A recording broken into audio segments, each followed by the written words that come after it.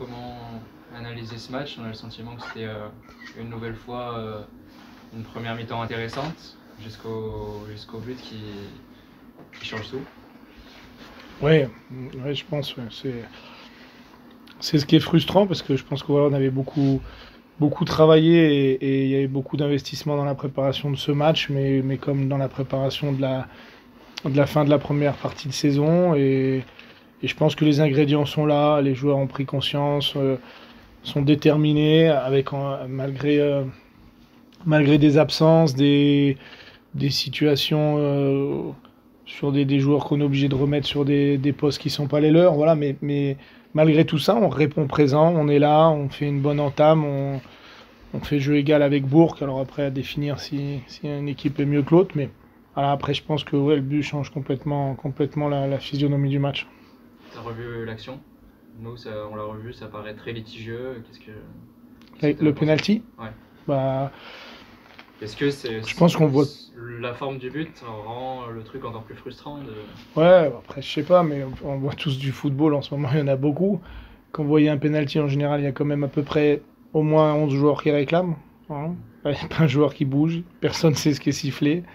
Donc voilà, après, si on me dit il y a un tirage de maillot, bah, il y a pas mal de matchs demain, on regardera combien il y a de tirages de maillot sur chaque coup de pied arrêté. Mais voilà, quand l'arbitre décide de fixer un joueur, ses propos du début à la fin du corner, je pense que s'il en fixe un de l'autre côté sur la totalité des corners, il trouvera un penalty. Donc voilà, il n'y a pas non plus de voilà, les choses se passent pas par hasard dans le football. Quand on voit tout ce qui se passe en avant-match et que l'arbitre nous dit on est dans un club de N3 ici, ben voilà, ce genre de réflexions qui font que après quand on voit ce qui se passe, ben voilà, c'est pas une surprise pour moi.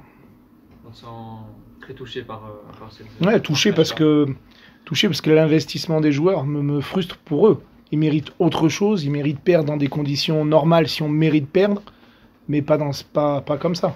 Et là, on va dire qu'on se trouve des excuses, mais il fallait être au stade, il fallait regarder le match, et voilà. Et ce fait-là fait que ça emmène peut-être d'autres choses, voilà. Et aujourd'hui, c'est frustrant, c'est dur pour eux. Quand on mérite perdre, mais là, voilà, je pense qu'on prend un penalty qui a rien à voir avec le football.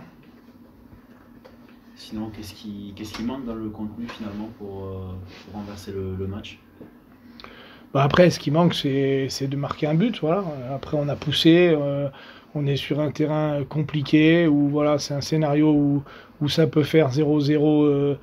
Voilà. Et les actions, elles étaient aussi difficiles à concrétiser pour l'équipe adverse que pour nous. Donc voilà, il y a plein de choses qui... Hein, pour moi, comme on le construit, je vais te dire que je ne sais pas ce qui manquait, mais pas grand-chose. Mais à 12 contre 11, après, c'est compliqué. Voilà. L'arbitre choisit son camp dès le départ, ou alors nous fait payer les conséquences de l'avant-match. Hein, aujourd'hui, moi, c'est pas mes joueurs qui ont perdu le match. Les conséquences de l'avant-match, c'est quoi? C'est juste ce but qu'il a fallu... c'est un terrain pas tracé. Moi, en quelques années de national, j'ai joué beaucoup, j'ai jamais vu qu'on trace le terrain à 5 minutes du match parce qu'il n'est pas tracé. C'est le but. C'est la réflexion d'un arbitre très énervé qui nous dit on est N3 ici.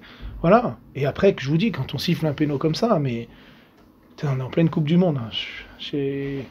Voilà. Demain, il y a 3 matchs, je crois. On regardera combien il y a de tirages de maillot et combien il y a de pénaux. Qu'est-ce qui s'est passé à la fin sur ton expulsion? Il y a eu des mots c'est la continuité. Après, j'ai 200% tort, donc il n'y a pas de sujet. Mais quand il y a un joueur qui est véhément avec moi et que je m'avance, je fais 2 pas pour ce que je ne devrais pas faire, bah, je prends rouge, bah, c'est la continuité du penalty. Ouais, ça illustre au final toute la frustration emmagasinée par toutes ces journées et ce match. Oui, mais ça n'empêche pas. Après, voilà, on n'invente rien non plus. Les entraîneurs de Ligue 1 qui jouent le maintien, on pleure tous les week-ends parce qu'on est mal arbitré. Donc voilà, ça sera comme ça jusqu'au bout. À nous de trouver les solutions pour inverser. Et donc, on est frustré. Moi, je suis très déçu pour mes joueurs. Je suis pas abattu. Je suis déçu parce qu'ils s'investissent, parce que ce genre de décision, ce genre d'arbitrage, ce genre de fait, bah, ça joue avec l'avenir de joueurs, avec leur investissement, avec leur vie de famille, avec tout. Et que c'est frustrant pour eux, mais c'est la vie d'un footballeur. Donc, on accepte. On va digérer difficilement ce week-end et on va retourner au travail lundi. Ça fait partie de notre job. Est-ce que tu nous avais parlé de l'état d'esprit avant ce match? Des joueurs plus combatifs, est-ce que tu as été satisfait? Et j'ai été satisfait totalement de mes joueurs. Voilà. Des rentrées en jeu, des joueurs sur le terrain, des joueurs qui étaient malades, qui avaient envie d'être là, totalement satisfait de mes joueurs. C'était qui les joueurs malades qui avaient envie d'être là? Ouais, avec Tom Duponchel qui était malade. Et d'un point de vue comptable, est-ce que ça devient compliqué ou toujours on se dit qu'il n'y a pas la pression, qu'il y a le temps jusqu'au mois de mai? On se met pas, Tant qu'il reste des points à prendre qui nous font ramener à notre différence, c'est jouable. Et les contenus me donnent plus qu'envie d'y croire et qu'on est capable de faire quelque chose. Après, voilà, il faut travailler pour changer cette image de petit poussé qu'on prend dans la gueule tout le temps. Parce qu'on le prend dans la gueule, on le prend dans la gueule dans les arbitrages, on se prend dans la gueule dans des situations. Donc faut changer ça, faut se bagarrer. Et si on en sort, ça nous rendra encore plus fort. Donc voilà. Moi, tant que j'ai satisfaction des joueurs, de l'investissement qu'ils mettent, des prestations, parce qu'aujourd'hui, je pense que la prestation est là, mais après, on a des déficits. Hein. On n'est pas une équipe qui est montée pour jouer le haut de tableau, donc des déficits, on en aura toujours. Mais l'abnégation qui a été mise, l'état d'esprit, la solidarité, et je trouve qu'elle répondait aux valeurs du maillot qu'on porte et aux valeurs de la ville. Donc moi, je suis hyper satisfait ce soir de leur investissement et je suis très déçu de la physionomie du match et voilà, comme le scénario qui se fait. Et je suis désolé de revenir sur ça, mais comment on se retrouve avec un terrain qu'il faut tracer au bout de 5 minutes, un but par droit, comment ça s'explique? Ben ça, je pense que c'est des paliers qu'on a à passer. Hein. Je ne sais pas comment ça s'explique. Hein. Donc c'est des paliers qu'on a à passer. Et là, pour moi, même s'il y a un match de 90 minutes, mais quand on voit ce qui se passe après, je pense que voilà, on ne met pas les conditions optimum pour avoir les arbitres avec nous, pour avoir une réception. Voilà. Pour moi, oui. Quand l'arbitre dit aujourd'hui on est dans un club de N3, quand ça se passe comme ça au départ, ben, c'est le pauvre, je peux pas lui empêcher de penser ça. Donc après, je trouve dommage que la situation arrive et va avec les mots qu'on a entendus au départ. Ça, je le trouve dommage qu'il le pense au départ sur la situation. Je peux pas lui en vouloir, mais qu'après on nous le fasse payer. C'est dur pour l'investissement des joueurs parce que l'investissement qu'ils ont mis depuis 15 jours, c'était pas un investissement de joueurs de N3. Donc voilà, c'est frustrant pour eux. On a beaucoup évoqué le penalty comme tournant du match, côté président et côté coach. Donc après, justifié, pas justifié. En tout cas, on peut dire avec certitude que le Puy était bien avant ce but. Et vous, ça vous a donné confiance. On a senti qu'on a vu une autre équipe après le but. Ouais, bah c'est vrai qu'on a sur la première partie de match, je pense que il y a eu pas mal de coups de pied arrêtés qui ont fait que le ballon était souvent mis sur des coups francs, des corners dans la surface de réparation. Donc on va dire que ça donne l'impression que l'équipe subit, mais je pense qu'on a eu 2-3 situations de transition aussi où on aurait pu faire mal. Après, bah, il y a ce penalty où nous aussi on était sur une phase où on commençait à revenir un peu dans le match. Et on subissait moins, entre guillemets, parce qu'on savait que le Puy, c'est normal, elle est chez elle, cette équipe, elle veut marquer son territoire et elle veut montrer qu'elle démarre fort le match. Après, petit à petit, je pense que après, c'est vrai qu'avec le 1-0, mais c'est quand même, voilà, des fois, on peut avoir aussi le revers de la médaille, c'est-à-dire qu'on on s'arc-boute devant notre but et on veut défendre coûte que coûte ce 1-0, alors que je pense qu'à partir de là, on a eu vraiment des grosses situations aussi pour se mettre à l'abri peut-être avant la mi-temps. Je pense qu'il y en a une ou deux voilà, avant la mi-temps où on peut scorer. Après, sur la deuxième, vu l'état du terrain, c'était aussi compliqué, ça a été plus un combat qu'autre chose. Après, voilà, nous, on ne va pas faire la fine bouche. On a besoin de points comme toutes les équipes. Donc, prendre 3 points ici, c'est jamais simple. Donc, voilà, moi, je suis satisfait du comportement des garçons parce que j'ai vu une équipe qui n'a rien lâché, qui s'est battue et qui a encore une fois fait un bon résultat à l'extérieur. Et c'est pas simple. On a eu le Roland Vira qui nous a confié que l'arbitre avait dit que c'était comme un club de N3 ici, la manière dont ils étaient accueillis avec un terrain pas tracé.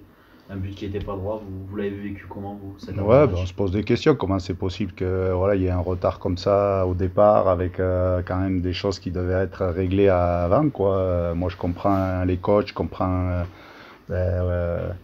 Olivier Mianet, que je connais bien puisque je l'ai eu à Boulogne, mais c'est vrai que quand on bagarre toute la semaine pour préparer l'équipe, pour prendre des points, pour voilà, mettre tout le monde dans de bonnes conditions et qu'à l'arrivée, d'entrée de jeu, vous arrivez sur un terrain qui est déjà pas terrible parce qu'il y a des vers de terre partout, qu'en plus il faut faire retracer le terrain, que le but il est de travers, ouais, ça pose des questions quand même sur l'organisation. Et après, eux ils sont tributaires de ça parce que j'ai connu ça aussi par ailleurs quand des fois les municipalités ne comprennent pas que le niveau fait que normalement on est professionnel et tous les joueurs sont professionnels, les entraîneurs sont des professionnels. On se doit d'avoir des gens autour qui sont des professionnels quand ils ont le terrain à s'occuper ou que voilà, c'est le niveau, l'exigence qu'on demande à l'entraîneur. S'il ne prend pas de points, il est viré, la mairie elle s'en fout. Hein. Mais par contre l'idée c'est que quand même on soit sur voilà, une surface quand on voit les efforts que c'est de sortir de la N2, de monter et d'avoir voilà, qu'un seul prétendant à la montée et que le Puy a réussi à faire ça, après ça veut dire que l'exigence au-dessus elle est importante. Bon, moi je défends pas. J'ai connu ça, donc je sais par des clubs où je suis passé où c'était pas toujours évident de se bagarrer au quotidien. On a l'impression d'être Don Quichotte, quoi. Parce que les prises de conscience, voilà, sont pas. Après, ça dépend ce qu'on veut. Hein. Est-ce que la mairie souhaite un club de haut niveau ou pas? Est-ce que les politiques sont d'accord avec ça? Parce que je pense qu'à contre Nice, il y aura du monde chez les politiques. Pour parler football un petit peu, pour votre équipe, ça fait du bien, j'imagine, de se replacer, même si bon, c'est très serré, de sortir de cette. Ouais, mais après, c'est toujours délicat à chaque fois de parler du classement parce qu'on le voit bien, chaque journée a son lot de surprises ou de son lot de changements, voilà, de statut. Est-ce qu'on est proche de la relégation? Est-ce qu'on est en haut? Là, on... pas rentrer dans cette non, mais oui, mais c'est bien pour la confiance. C'est surtout, nous, la difficulté pour l'instant, c'est qu'on n'a pas enchaîné 2 victoires d'affilée. C'est là-dessus où j'espère qu'on va arriver à faire ça parce qu'on fait trop le yo-yo entre notamment les matchs à domicile et les matchs à l'extérieur. Donc nous, il faut qu'on arrive maintenant à être un peu plus régulier pour éviter de toujours avoir cette épée de Damoclès qui fait que forcément ça inhibe un peu. Il y a des fois des pertes de confiance ou voilà, quand on a un peu plus de matelas confortables, on peut respirer et on peut jouer un peu différemment aussi. Vous avez affronté beaucoup d'équipes là maintenant dans ce championnat. Quel regard vous portez sur cette équipe du Puy, où vous la placez? C'est difficile. Après, voilà, on s'aperçoit quand même que dans ce championnat, gagner à domicile, c'est pas simple. Parce que maintenant, les équipes, elles sont bien organisées, elles savent bien défendre, elles contrent. Il y a beaucoup de transitions. Il y a des joueurs maintenant rapides dans les zones de finition qui peuvent faire des différences. Nous, on le voit à domicile. Hein.